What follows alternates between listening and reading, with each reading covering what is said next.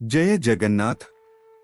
సనాతన ధర్మాన్ని అనుసరించే అందరు ఋషులు, అనుయాయులు మరియు భారతదేశంలోనూ విదేశాలలోనూ ఉన్న అందరు భక్తులకు నా నమస్కారాలు. నేడు నేను శాస్త్రాలలోని ప్రమాణాలను అందిస్తూ కలియుగం ముగిసిందని రుజువు చేస్తాను.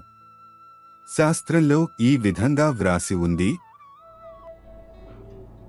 शास्त्र में ये लिखा है, जथा चंद्र तथा तिस्य बृहस्पतिस्य बृहस्पति एक रासो ममिष्यन्ति तदा भवितत्कृतम्.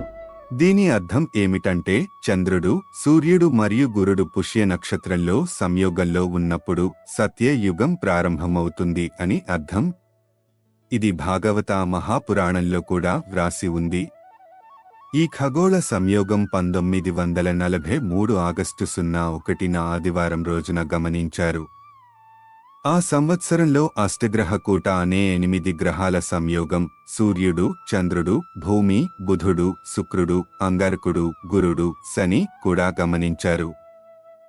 చంద్రుడు, సూర్యుడు మరియు గురుడు ఒకే రాశిచక్రంలో పుష్య నక్షత్రంలో సంయోగంలో ఉంటే కలియుగం ముగిసి సత్యయుగం ప్రారంభమవుతుంది. ఇది శ్రీమద్ భాగవత మహాపురాణంలో కూడా వ్రాసి ఉంది. ఇది కలియుగం ముగిసింది అని రుజువు చేస్తుంది. దీంతో పాటుగా మనువు రాసిన చతుర్యుగ గణన గురించిన పవిత్ర గ్రంథంలో ఉన్న విషయాలను కూడా చర్చిస్తాము. మను బ్రహ్మదేవుని కుమారుడు. కలియుగం మొత్తం 432,000 సంవత్సరాలు. కానీ కలియుగం వాస్తవంగా ఎన్ని సంవత్సరాలు ఉంటుంది అని మను తన శాస్త్రంలో ఇలా వ్రాసి ఉన్నారు. उन्होंने ये श्लोक में लिखा है चतुर्जाहु सहस्राणि वर्षाणं तत् युगं कृतं तस्य तावच्छति संध्या संध्या सश्च तथाविध. చతుర్యాహు సహస్రాణి వర్షాణమా అంటే 4000 సంవత్సరాల తర్వాత అని అర్థం. యుగం యొక్క జీవితకాలంలో 10% అంటే 400 సంవత్సరాలు యుగ సంధ్య కాలంగా శాస్త్రాల ప్రకారం పరిగణించబడుతుంది. కలియుగం యొక్క 4000 సంవత్సరాల జీవితకాలంతో పాటు ప్రారంభంలో మరియు చివరలో ఉన్న 400 సంవత్సరాల సంధ్యాకాలం జతచేయబడింది. తదనుసారంగా 4800 సంవత్సరాల తర్వాత కలియుగం ముగియబోతుంది.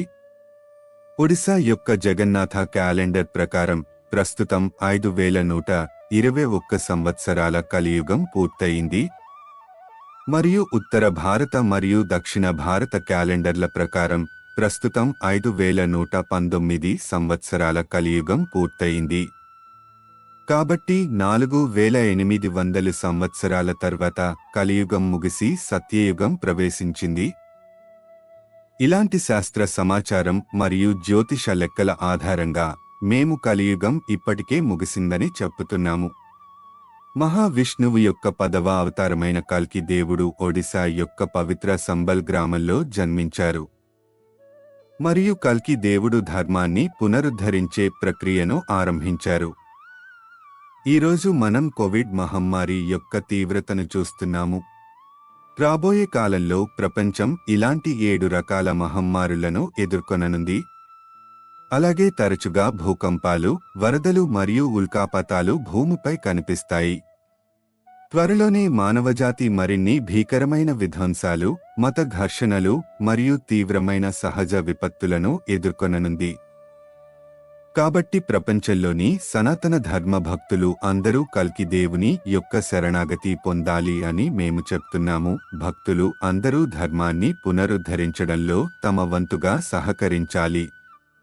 ధర్మాన్ని పునరుద్ధరించే సమయం వచ్చింది. జయ జగన్నాథ్.